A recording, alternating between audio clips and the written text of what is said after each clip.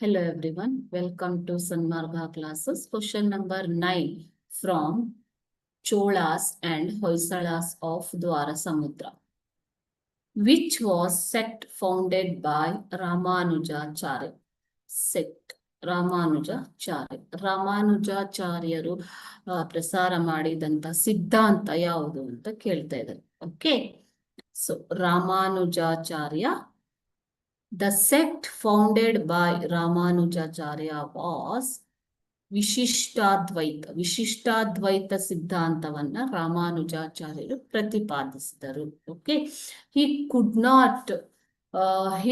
not spread the message of Vishishtadvaita sect in the Chola kingdom and came to Vittideva's court. Vittideva means Vishnuvardhana's court, and under his patronage spread his faith in the whole Karnataka.